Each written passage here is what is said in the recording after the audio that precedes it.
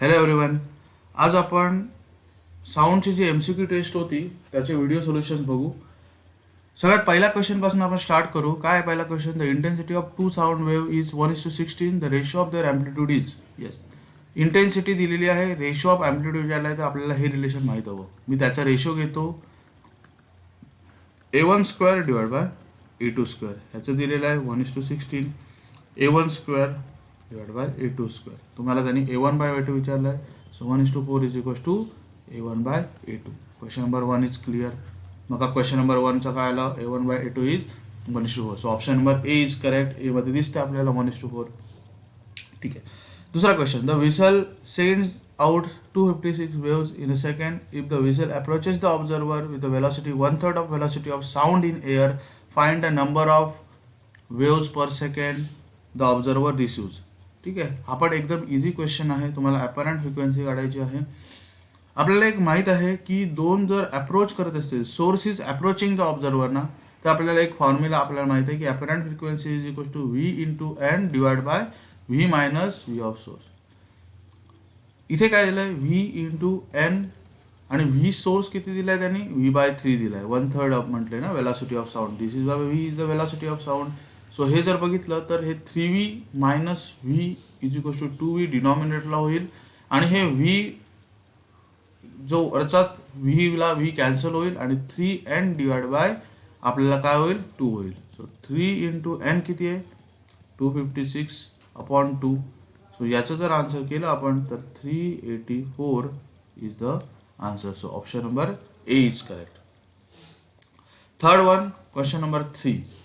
Question number 3 मध्ये तुम्हाला काय विचारलेलं आहे? टेम्परेचरशी रिलेशन. ओके, त्यांनी दिलेलं आहे the temperature at which the speed of sound becomes double. So V1 आपण V मानला, V2 आपण 2V मानला, T1 आपण त्यांनी दिलेला 27 degree Celsius which nothing but the 300 kelvin. ठीक आहे. T2 आपल्याला काढायचं आहे. आपल्याला माहित आहे V is proportional to √T. So V1 by V2 is equals to root of T1 divide by T2. याचा मी स्क्वेअर करून टाकतो. का? कारण मला हे हवं. So V1² divide by V2² is equals to T1 by T2. आता बघा, आता मी काय करेन? V1² म्हणजे किती आहे? V1 च्या जागी V मानला मी, 2V चा square is equals to T1 divide by T2. आता इथे जर केलं तर T1 तुम्हाला दिलेला आहे, V² ला V² गेला, हा 4 होईल, 2 चा square 4. So T2 is equals to 4 into काय होईल? T2 is equals to 4 into T1. तर तुमचा आन्सर 1200 होऊन जाईल. राईट. बट 1200 काय होईल रे? केल्विन होईल ना. तर आपल्याला याचं डिग्री सेल्सिअस करायचं आहे, तर 1200 वजा 273 which is nothing but 927. So I think option 927 असायला हवा. Yes, 927 B is the correct option. So त्याचा आन्सर बी होऊन जाईल. Question number 4. क्वेश्चन नंबर 4 पण इझी आहे. आपल्याला माहित आहे की the ratio of the densities of oxygen and nitrogen is 16:4. ठीक आहे. सो डेन्सिटी हा डायरेक्टली रिलेशन मासला होतं ना रे. Are you getting my point? Density हा मासला होतं आणि आपल्याला माहित आहे V is equals to square root of gamma R. Question number 4 आपण डिस्कस करतो.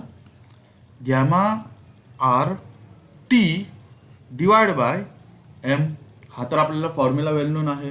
तर मी जर असं लिहिलं, मास, आता इथे कोण कोण आहेत? ऑक्सिजन आणि nitrogen. Mass of oxygen divide by mass of nitrogen is equals to square root. तर मी कॅन्सलच करून टाकेन स्क्वेअर करून, काही इश्यू नाही आहे. सो ह्याला टी ऑफ ऑक्सिजन, ठीक आहे, divide bye T of nitrogen असं मी लिहीन. असं लिहिलं का? तर नायट्रोजनचं त्याने दिलेले आहे, ऑक्सिजनचं आपल्याला बघायचं आहे, तर आपण हे केल्विनमध्ये घेतो. तर आता मास ऑफ ऑक्सिजन आपण ह्याचा रेशो तर आपल्याला हा दिलेला आहे. सर टी ऑफ ऑक्सिजन आपण मी काय केलं, हा मी स्मॉल टी पकडला त्याचा काढण्यासाठी, डिवाइड बाय 273 प्लस 273 केलं कारण केल्विनमध्ये आहे आणि हे पण मी केल्विनमध्ये केलं. सो ह्याचा आन्सर 288 आलं. रेशो घेतला मी, रेशो घेऊन याचा स्क्वेअर केला. हे बाकी सगळं तर कॉन्स्टंट पकडलं आपण. ठीक आहे. तर हा जर आपण फाइंड आउट केला तर तुम्ही हा फाइंड आउट करा. सो हा जर तुम्ही फाइंड आउट केला तर तुम्हाला ह्याचा आन्सर हे नियरली इक्वल्स टू 56च्या दरम्यान येईल. सो तुमच्याकडे ऑप्शन पण आहे 56.01 और 56.1. So this option 56.1 is correct. Only you have to do is हे तुम्हाला मल्टिप्लिकेशन करायचं आहे. 288 इंटू 16 इंटू हे इकडे घेऊन जावा, तुम्हाला याचं आन्सर येऊन जाईल. ठीक आहे. सो क्वेश्चन नंबर 4 आपल्याला क्लिअर झाला. तरी पण काही डाऊट्स असतील तर तुम्ही मला विचारू शकता. हा तुम्ही सेल्फ प्रॅक्टिससाठी हे करून टाका. हे फक्त एक मॅथमॅटिक्स आहे, त्यांना येऊन जाईल. Question number 5. The distance between two consecutive crest and wave and produced in the string is 5 cm. If two complete wave pass through every point per second, what is the velocity of wave? ठीक आहे रे. Distance between crest दिलेला म्हणजे lambda दिलेला आहे. Question number 5 किती आहे? 5 centimetre. Then to complete wave pass through in any point in a second म्हणजे frequency दिलेली आहे 2 वेव्स पर सेकंड. आपल्याला माहित आहे v is equal to n lambda. अरे फार सिंपल आहे. v is equal to n lambda. N किती आहे? 2 आणि हे किती आहे? 5. सो तुमचा answer 10 centimetre per second. So option A is correct. Option number A. The phenomena of sound propagation is, अरे हे कोणी सांगितलं रे? हा जो आता आपण बघतोय क्वेश्चन नंबर 6 थेरॉटिकल आहे पूर्ण. The phenomena of sound propagation in air is adiabatic. Right. Adiabatic is the correct answer, जे आपण लॅपलासने करेक्शन करून सांगितलं. न्यूटनचा काही काही गोष्टी चुकीचं होतं आणि म्हणून आपण लॅपलास करेक्शनकडे गेलो आणि तुम्हाला लॅपलासने ही गोष्ट सांगितली. ओके. ठीक आहे. क्वेश्चन नंबर 6 क्लिअर झाला. हा क्वेश्चन नंबर 6चा आन्सर आहे ते म्हणजे adiabatic. Laplace correction, heat transfer 0. So Q is equal to 0 असते ॲडियाबॅटिक. हे जास्त डीपमध्ये तुम्हाला 12th मध्ये भेटेल. क्वेश्चन नंबर 7 कडे आपण जाऊया. क्वेश्चन नंबर 7 बघा. क्वेश्चन नंबर 7 मोठा क्वेश्चन नाही आहे, इझी आहे. The velocity of sound is the same temperature in 2 monoatomic gas of density ρ1 and ρ2 and v1 and v2 are v1 and v2 respectively. If ρ1 by ρ2 is equals to, then find out v1 and v2. अरे खूप simple आहे. आपल्याला माहित आहे व्हीचा formula काय आहे? Square root of gamma R T divide by rho, किंवा m by v आपण म्हणू शकतो इकडे, किंवा तुम्ही असं म्हणा डिवाइड बाय एम, कारण आपण इथे रो आपण रिप्लेस केलेला एम बाय व्ही ने. इथे तुम्ही असं म्हणू शकता की मास म्हणजे काय रे? डेन्सिटी इज इक्वल टू काय? Mass upon volume. So mass म्हणजे काय? Density into volume. असं पण तुम्ही रिप्लेस करू शकता. Gamma R T divide by density into volume. So आता एक रिलेशन भेटलं, v is inversely proportional to root rho. Question number 7 चालू आहे, रूट रो. सो आता मी असं केलं तर चालेल का? v1 divide by v2 is equal to square root of ρ2 divide by ρ1. So ρ2 divide by ρ1 जर केलं तर आता आपल्याला ρ2 डिवाइड बाय ρ1 करायचं आहे. ρ1 डिवाइड बाय ρ2 तुम्हाला 4 दिलेलं आहे. सो ρ2 डिवाइड बाय ρ1 हे काय होणार? 1:4 होणार. सो ह्याचा आन्सर येईल v1 by v2 is equal to 1:2. So option c is correct. Right. So option c correct. एकदम सिंपल क्वेश्चन होता. क्वेश्चन नंबर 8 कडे जाऊया. Question number 8. The wave velocity of a radar gives 50 km per minute. The wavelength of given is 10 cm. फार simple question आहे. v is equal to n lambda. थोडासा विचार करा. त्यांनी काय दिलंय आपल्याला? आन्सरमध्ये पर सेकंड दिलंय आणि क्वेश्चनमध्ये त्यांना पर मिनिट दिलंय. तुम्ही सिम्पली काय कराल? वेव्स पर मिनिटचं वेव्स पर सेकंड कराल. 16 ने मल्टिप्लाय डिवाइड कराल. ठीक आहे. मग तुम्हाला फ्रिक्वेन्सी आली. लॅम्बडा तर तुम्हाला दिलेला आहे. So 54/60 into 10. Am I right? So हे झालं 1, हे झालं 6, and you are getting 9 meter per second is the answer. So question number 8, 9 meter per second. ठीक आहे. Question number 9. ठीक आहे. क्वेश्चन नंबर 9 कडे काय दिलेलं आहे बघा. अ train approaching the hill at a speed of 40 km per hour sound a whistle of frequency 580 Hz. When the distance of 1 km from the hill, a wind with a speed of 40 km per hour is blowing in the direction of motion in the train. Find a frequency of whistle as heard by the observer on the hill. If the velocity of sound in air is given as dash dash. ठीक आहे.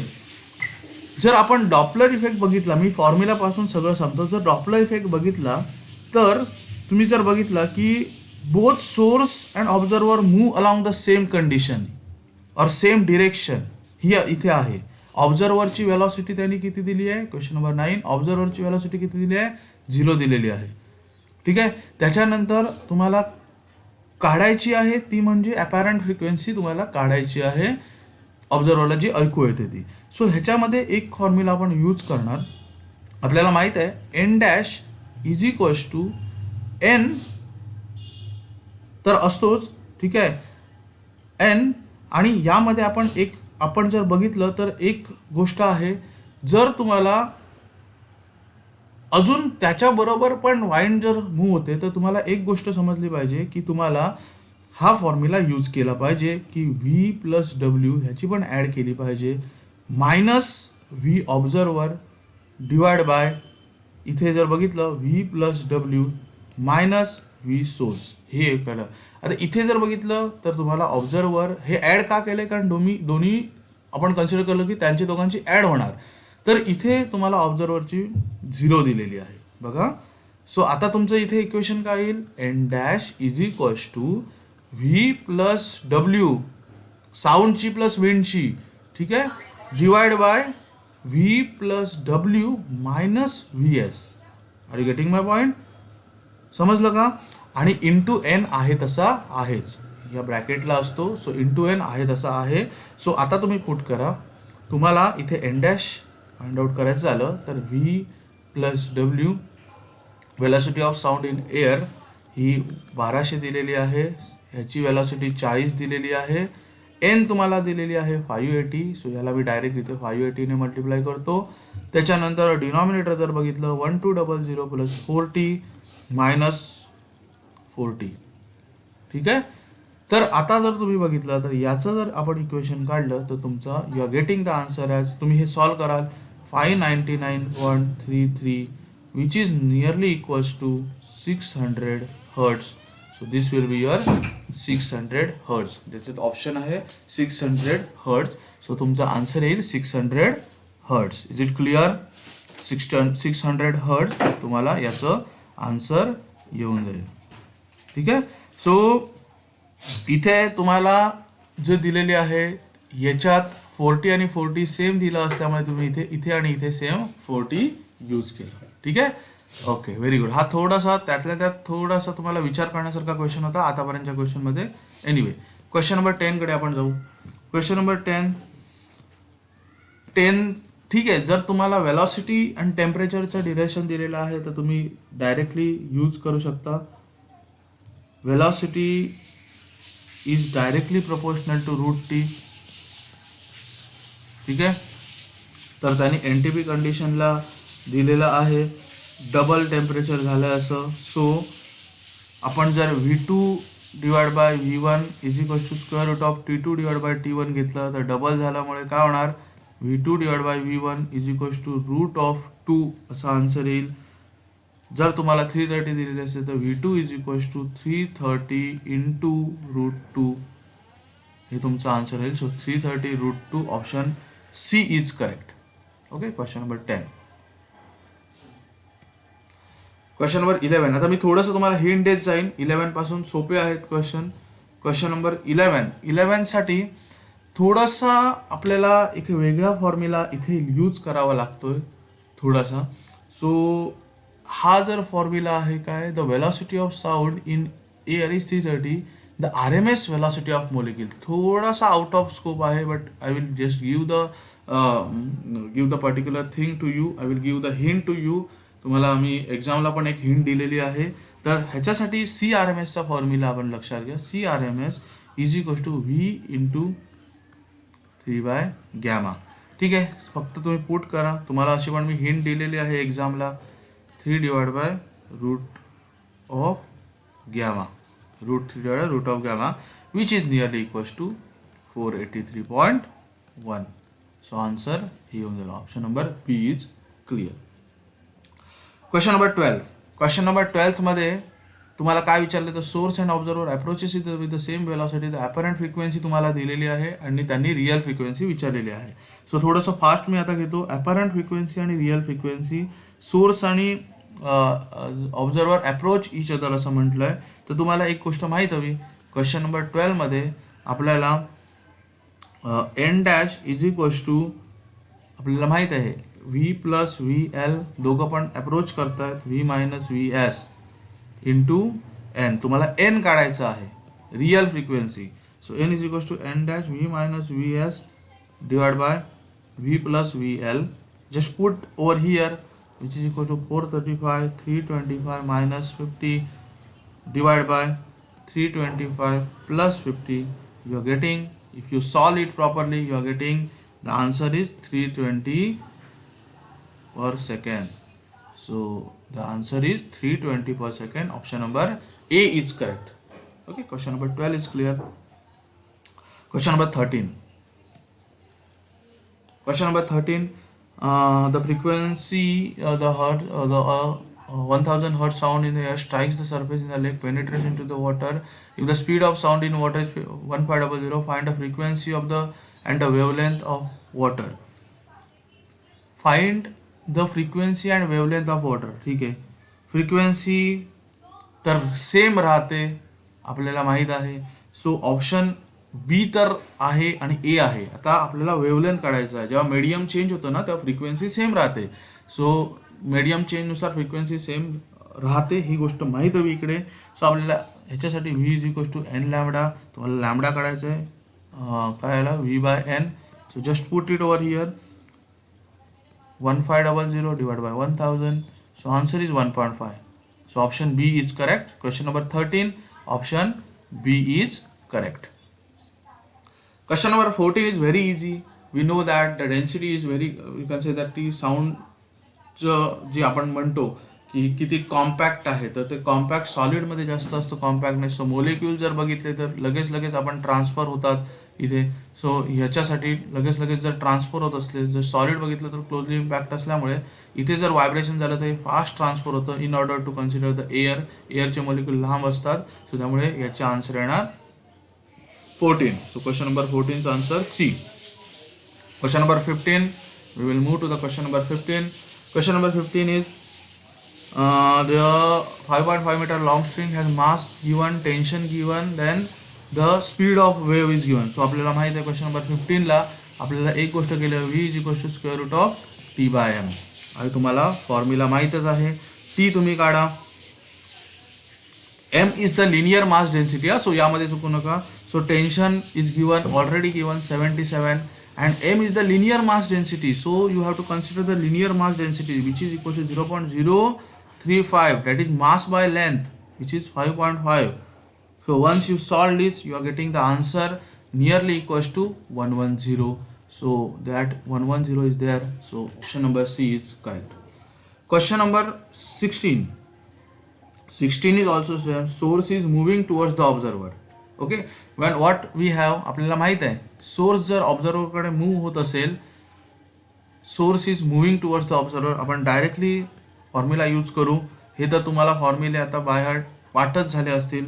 N v divide by v minus V s. ठीक आहे. So ह्याच्यात put करा फक्त 330 into 500 divide by v minus V s is 330 minus 30, which is nearly equals to 550 hertz. So which have option number A. बऱ्याचशा मुलांनी solve केला असेल, अशा टाईपचे क्वेश्चन घेतलेले आहे. Question number 17. Question number 17. The speed of wave in the medium is 760. If the 3600 waves passing through in a point in the medium is 2 minutes, the wavelength. फार simple आहे. आपल्याला माहित आहे पर मिनिटचा आपल्याला पर सेकंड करावं लागेल. सो जर फ्रिक्वेन्सी काढायची झाली क्वेश्चन नंबर 17, तर आपण करणार 3600 divide by 120, which is near 30 per second. तुम्ही नंतर करा v is equals to n lambda, lambda is equals to v by n, which is equals to तुम्हाला येईल ह्याचा नियरली आन्सर तुम्हाला पुट केल्यावर आन्सर. एनचं तर तुम्हाला माहीत आहे, लॅमडा तुम्हाला इथे 7 व्ही तुम्हाला दिलेला आहे 760 divide by 30, which is nearly equals to 25.3. So 25.3. फार सिंपल क्वेश्चन होत्या. Question number 17 is clear. Question number 18. I am expecting the good marks, more than 20 marks in this paper. Question number 18. Question number 18 is also same, where the you can say that whistle approaches the stationary observer. Simple. Just read it and you just use the formula NV divided by V minus Vs. As it is approaches, the apparent frequency goes on increasing. So denominatorला minus sign हवा. मी तुम्हाला online लेक्चरच्या वेळी पण सांगितलंय डिनॉमिनेटरला minus sign असणार आहे. So 330 into 450 divided by 330 minus 33, then you are getting nearly equals to 500 hertz. So this is the answer. Question number 18 is clear. Question number 19. What is the intensity of sound? What is the intensity level of sound in decibel for threshold of hearing? Okay, so decibel for threshold of hearing. ठीक आहे. We know that I is equals to, हा तुम्ही formula बघितला असेल, I is equals to 10 log of, जर if you are putting the threshold, then instead of I am just putting the I naught, so I am getting this equation. So 10 log of 1, log 1 is 0, so 10 into 0, which is equals to 0. So answer is 0. Option number 9, question number 19, option number D. You have to use this formula 10 log I naught by I naught, as it is threshold. Threshold means I naught, so it will be the 1. So answer will be 0. Now question number 20. The sound attenuates the sound level by 20 decibel. The intensity decreases by which of the following factor? Okay, so we know that as loudness decreases by 10 decibel, the intensity of soundness decreases, that is the intensity of sound decreases by a factor of 10.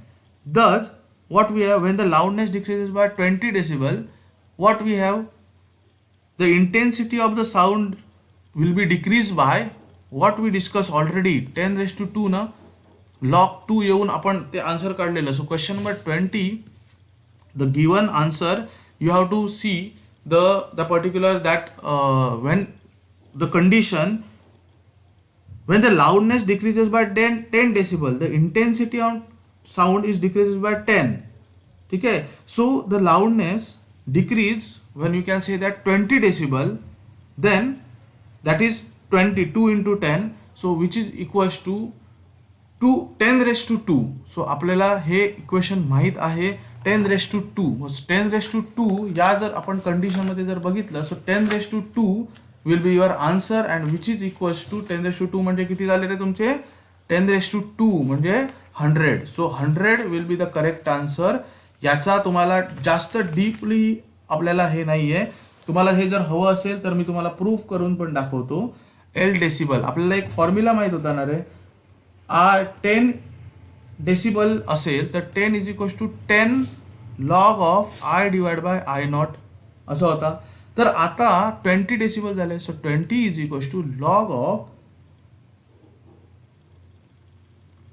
20 is equals to 10 log of I divide by I naught. ठीक आहे. आता त्यांनी काय म्हटलंय, I divide by I naught असं जर आपल्याला काढायचं असेल तर आपण काय करणार, इथे हे लॉग इथे घेऊन गेलो, हा टर्म स्क्वेअर मध्ये गेला. ठीक आहे. ह्याचं 2 आन्सर आलं. 2 is equals to log I divide by I naught. So 10 raised to 2. Actually ते 2 म्हणण्यापेक्षा आपण एक काम करूया, इथे बघा,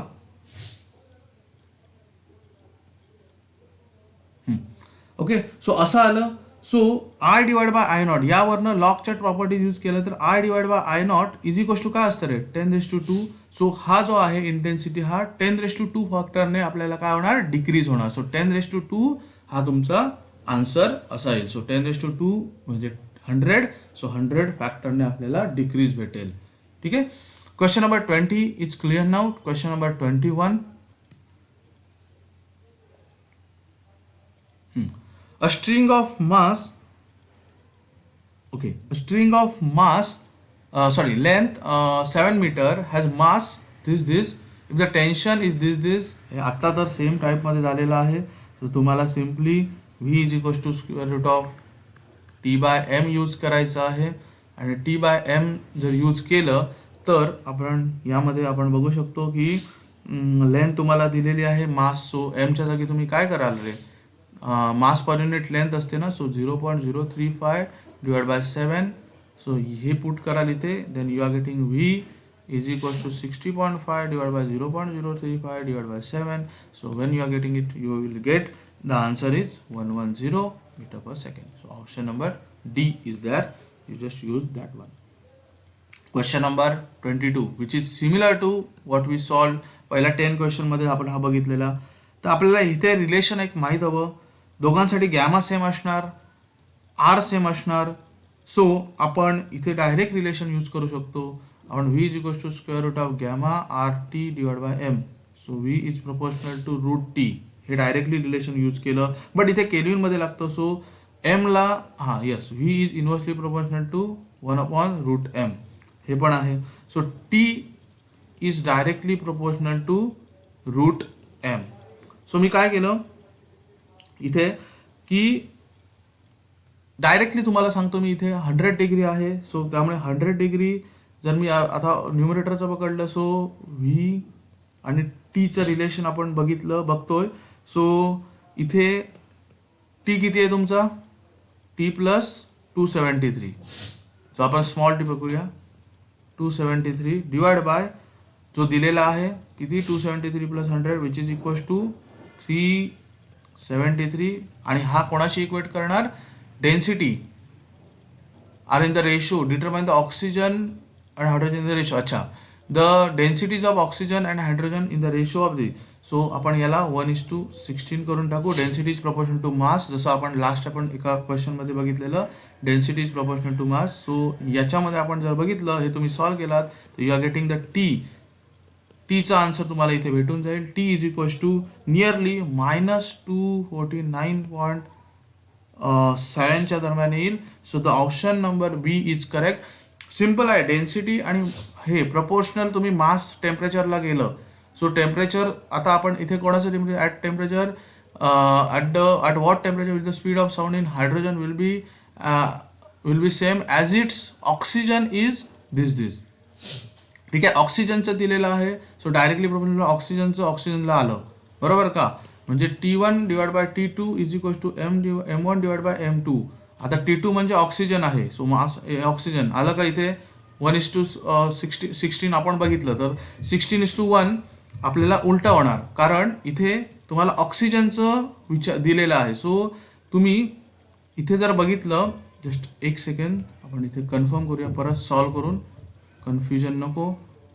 just I am just rubbing this thing.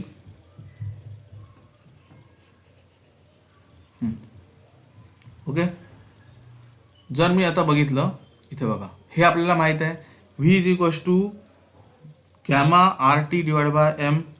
ठीक आहे, तर मी याच्यावरून मी असं लिहू शकतो का रे, याच्यावरून मी असं इक्वेशन लिहू शकतो का, मला सांगा. इथे बघा, square root of T divide by M hydrogen is equals to square root of T 100 डिग्रीला डिवाइड बाय एम ऑक्सिजन. हे आपल्याला माहीतच आहे. So T upon T 100 is equals to M hydrogen divide by M oxygen. Is it clear. Simple, मी square करून टाकलं. आता तुम्ही आता कन्फ्युजन नको. आता इथे बघा, 273 प्लस टी डिवाइड बाय किती आलं, 373 इज इक्वल्स टू 1:16. ठीक आहे, 1:16. ऑक्सिजन खाली आहे ना, आणि 1:16. सो हे जर तुम्ही सॉल्व्ह केलं, then you are getting this answer. आता कन्फ्युजन पूर्ण क्लिअर होईल. ठीक आहे, डायरेक्ट आपण सॉल्व्ह करायला गेलेलो, सो त्यामुळे थोडंसं कन्फ्युजन झालं. सो इथे डायरेक्ट तुम्हाला क्लिअर होऊन जाईल. Question number 22 is clear. Question number 23 कडे जाऊ आपण. 23 सिम्पल.